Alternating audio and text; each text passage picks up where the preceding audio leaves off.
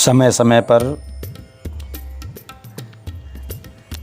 वाणी के माध्यम से वेद के रूप में मानवों के कल्याण के लिए ज्ञान प्रकट किया गया। आज वर्तमान समय में वेदों पुराणों का त्याग करके लोग स्वच्छंद आचरण करने लगे हैं। अतः अब आवश्यक हो गया है कि मानवता को बचाने के लिए नए वेद की रचना की जाए। अतः ईश्वरी कृपा से पंचम वेद जो ऋजर्वेद, इसकी रचना प्रारंभ हो चुकी है। इस दिव्य मंडल में 7 मंडल बनाए जा चुके हैं। ऋजर्वेद के अंतर्गत रुधिर दंत मंडल, जिसमें गणेश जी बहुत ही कुपित हैं इन क्रूरों, राक्षसों, दानवों को देख करके, इनके आचरण को देख करके। ये पहला मंडल रुधिर दंत मंडल गणेश जी को समर्पित है। दूसरा मंडल जो है ऋजर्वेद का, वो पराशक्ति मंडल है। आदिशक्ति महामाया की प्रार्थना, उनको शीघ्र जगाने के उपाय इसमें बताए गए हैं। तीसरा मंडल भूमंडल है, जिसमें देवी पृथ्वी की स्थिति, पृथ्वी पर हो रहे अत्याचार के विषय में पृथ्वी से संवाद। चौथा ऋजर्वेद में स्वाभिमान मंडल है। हिंद अपने मान स्वाभिमान को भुला नहीं सकता है, हिंद स्वयं उद्गार प्रकट करता है। और पांचवा मंडल है ब्रह्म मंडल, जिसमें सृष्टि के आरंभ से लेकर के अभी तक के ब्राह्मणों द्वारा किए गए कार्यों पर चर्चा की गई है। इनका क्या योगदान ब्राह्मणों का रहा है। और छठा मंडल है ब्रह्म कर्तव्य मंडल, ब्राह्मणों का क्या कर्तव्य है सृष्टि के लिए। और 7वां मंडल है नारी गौरव मंडल। इस प्रकार ऋजर्वेद में 7 मंडलों की रचना हुई है। आज हम चर्चा करेंगे ब्रह्म मंडल पर कि इन ऋषियों ने, ब्राह्मणों ने सृष्टि के लिए क्या किया है, सृष्टि के लिए, समाज के लिए इनकी क्या भूमिका है, और ब्राह्मण को कैसा होना चाहिए, क्या जब तप ही करे वो, या और भी उसके कुछ कर्तव्य हैं। इसके लिए द्रोणाचार्य जी ने एक श्लोक कहा है, अग्रतो चतुरो वेदा पृष्ठता ससरम धनु इदं ब्राह्मणम इदं छात्रम शास्त्रादपि शरादपि। मुख से तो ब्राह्मण हूँ और पीठ से क्षत्रिय हूँ। मुख से ज्ञान प्रदान करता हूँ और पीठ पर धनुष बाण धारण करता हूँ और हाथों से दुष्टों को दंड देता हूँ। मैं शास्त्र भी धारण करता हूँ और शस्त्र भी धारण करता हूँ। जो ऐसा होता है वही समाज की, राष्ट्र की रक्षा कर सकता है। ऋजर्वेद के अंतर्गत ब्रह्म मंडल जो है, इसमें विप्रों का योगदान सृष्टि में है, सृष्टि के निर्माण में, शिक्षा के क्षेत्र में, राष्ट्र के निर्माण में। स्वयं सर्वस्व होते हुए भी योग त्याग में ये प्रवृत्त रहे। राष्ट्र व समाज हित में जान की बाजी लगाई। दधीच ने समाज की रक्षा के लिए, राष्ट्र की रक्षा के लिए अपनी हड्डियों तक का दान कर दिया। अभी पुत्र पिपलाद का जन्म भी नहीं हुआ था, गर्भ में था, लेकिन दधीच ऋषि ने लोक कल्याण के लिए अपनी हड्डियों का दान कर दिया था। विश्व में ऐसा कोई किसी भी समाज में, किसी भी जाति में व्यक्त नहीं हुआ है ब्राह्मण के अलावा, जो अपने जीवित रहते अपनी हड्डियों का दान कर दे। विश्वरूप जी देवताओं के कल्याण के लिए भूमंडल को छोड़ करके स्वर्ग गए थे और देवराज इंद्र का यज्ञ संपन्न कराया था। आज वर्तमान की स्थिति में देखें तो चंद्रशेखर आज़ाद ने हिंद की रक्षा के लिए जान की बाजी लगाई थी। मंगल पांडे ने देश की आज़ादी में प्रथम आहुति बने थे। इन विप्रों ने जंगलों में रह करके भारतीय संस्कृति की रक्षा की। स्वागत व सम्मान का बदला अपकार तिरस्कार युद्ध से दिया गया। वशिष्ठ ने विश्वामित्र को भोजन के लिए बुलाया। उनकी गाय को दे करके विश्वामित्र ने उन पर आक्रमण किया, उनकी गाय छीनी। जमदग्नि ने सहस्राभ अर्जुन को सम्मान दिया, तो सम्मान का बदला युद्ध से दिया, उनकी गाय हर ली।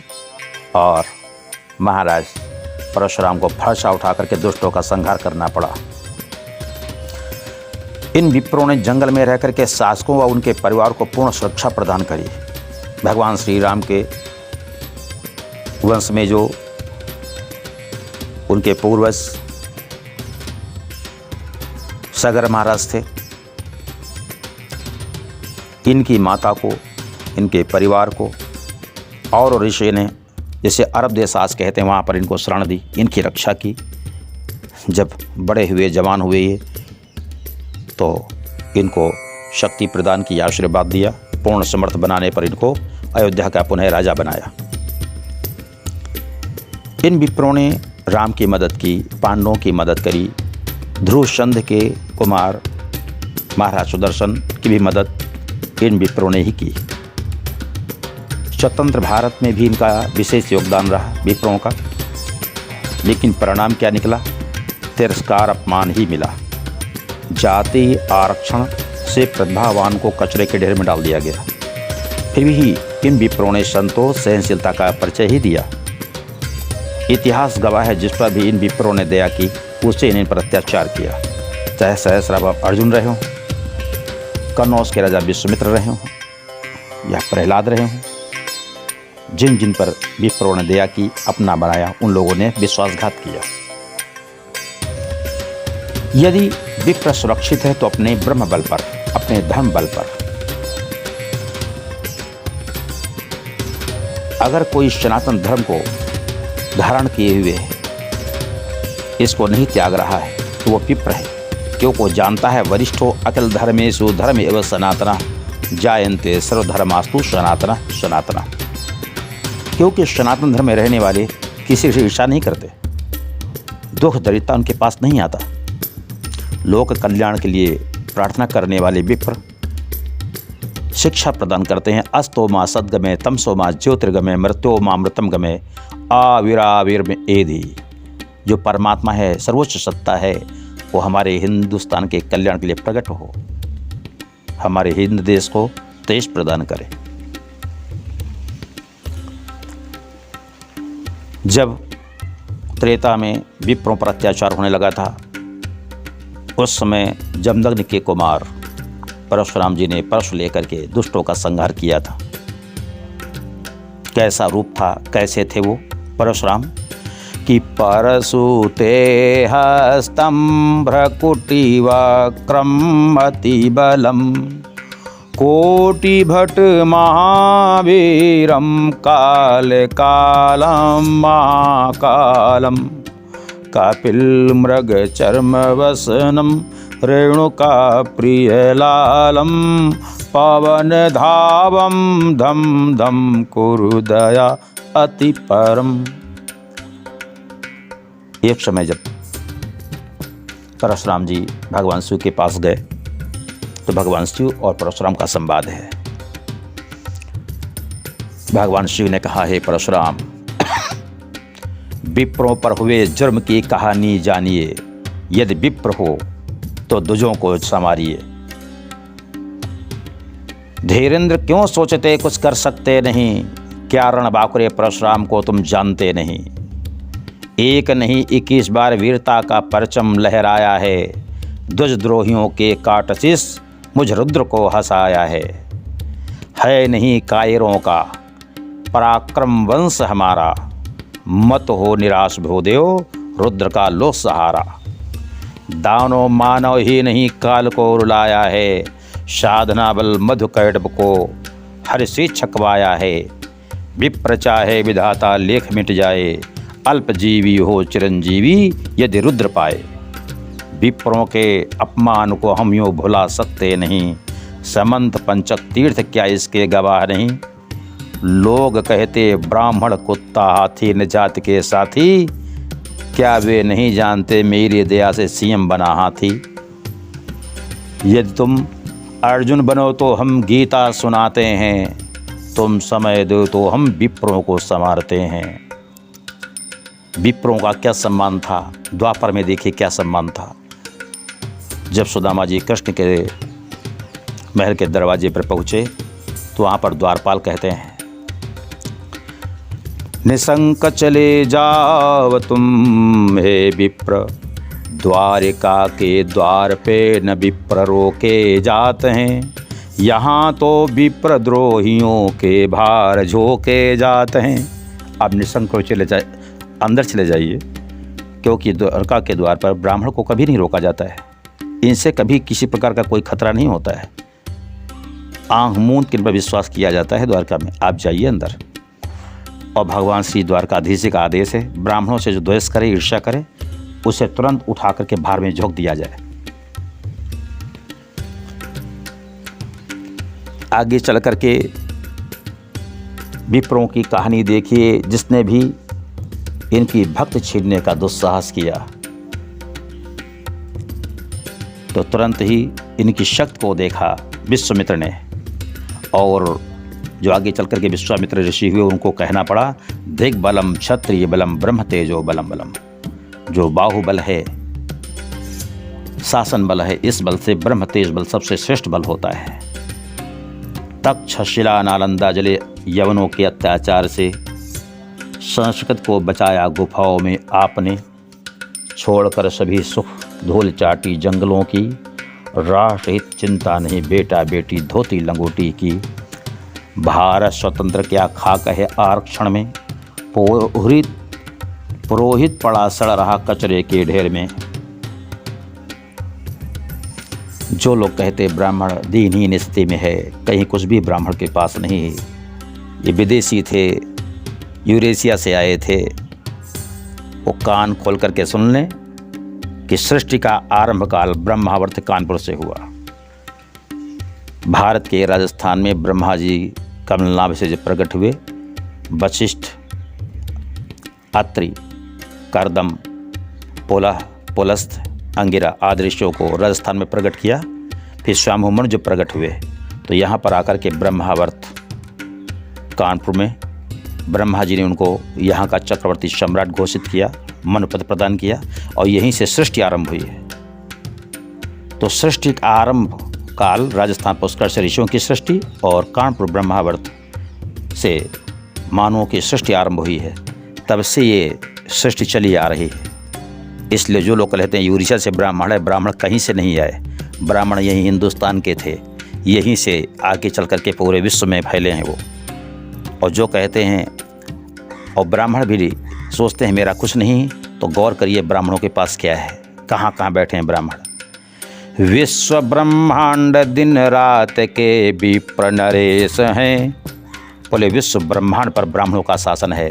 दिन में सूर्य जो चमक रहे हैं, ये कश्यप ऋषि के पुत्र हैं, अयोध्या के राजा विवस्वान सूर्य, जो पूरे विश्व ब्रह्मांड को प्रकाशित कर रहे हैं। सूर्य मंडल पर ब्राह्मणों का शासन, जो पूरे विश्व को प्रकाशित कर रहे हैं।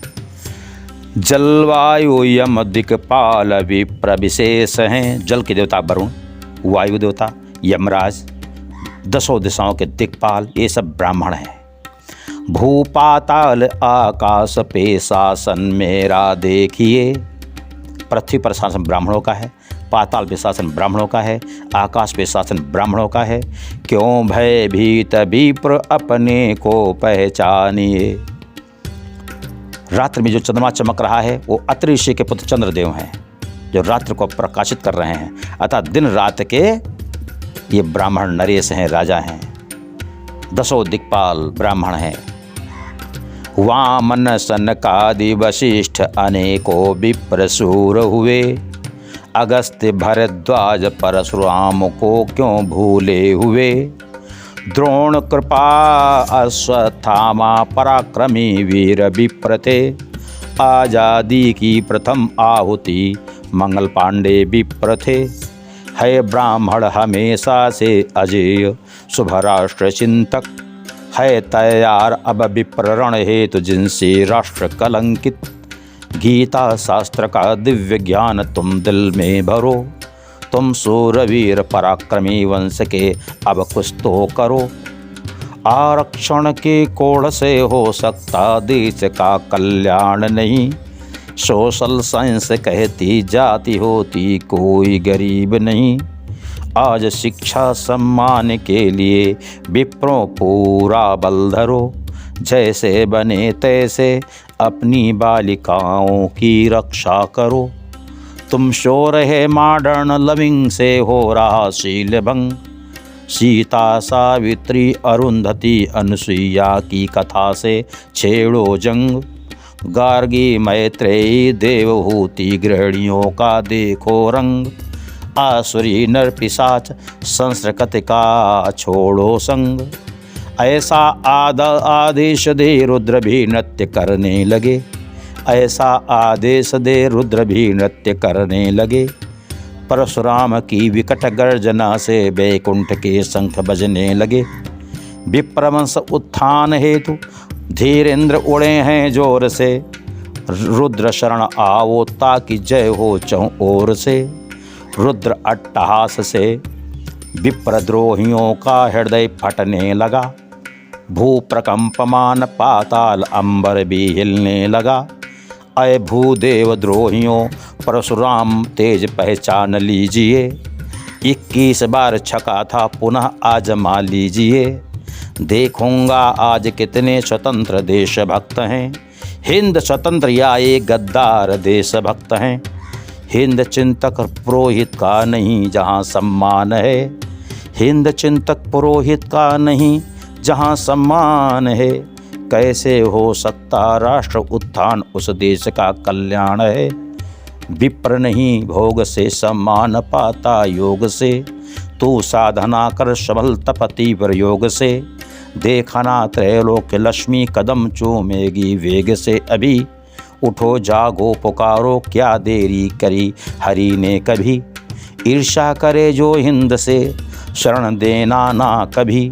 पीछे मत चलो उनके जो सम्मान करते ना कभी। यह गुप्त रहस्य दुज्जगाने हेतु कहे वही जिसमें भक्ति तप साधना संशय भी नहीं। अधिक क्या कहूँ विप्र से बढ़कर कोई मेरा नहीं।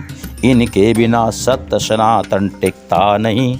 इनके बिना सत्य सनातन टिकता नहीं।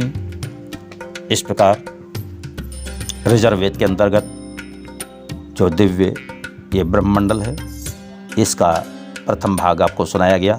दूसरे मंडल में परशुराम जी का दिव्य तेज सुनाया जाएगा आपको। परशुराम अष्टक और परशुराम के दिव्य कथा उनके पराक्रम के विषय में बताया जाएगा। दूसरा मंडल ब्रह्ममंडल होगा। जय शौर्य सनातन धर्म।